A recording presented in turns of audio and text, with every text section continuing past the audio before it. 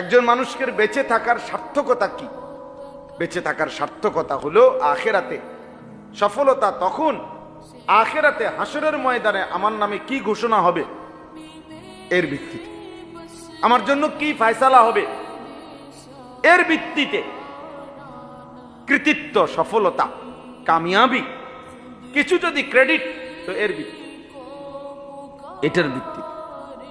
নাই তো দুনিয়াবি কোনো পদ পদবি ক্ষমতা, দুনিয়ার কোনো সুখ আনন্দ কিংবা দুঃখ কিংবা বেদনা, দুনিয়ার অনেক কিছু, দুনিয়ার কিছুই নাই, কোনোটাই স্থায়ী না, কোনোটাই কোনো আপনার মূল বিষয় না। কারণ এখানের সুখও থাকবে না, এখানের দুঃখও থাকবে না।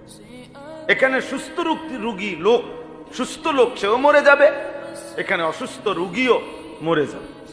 এখানে 3 বেলা যে ঠিক মতো খানা খাইছে তারও মৃত্যু হবে, এ যেখানে যে ঠিক মতো খানা খাইতে পায় নাই তারও একদিন কি হয়ে যাবে, মৃত্যু হবে।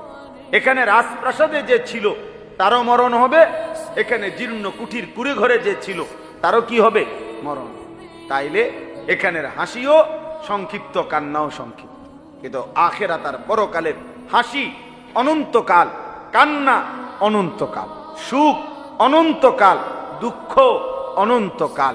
যদি জান্নাতের হাসি পায় তো সেই হাসি আর বন্ধ হবে না, যদি জাহান্নামের দুঃখ পায় সেই দুঃখ আর শেষ হবে না।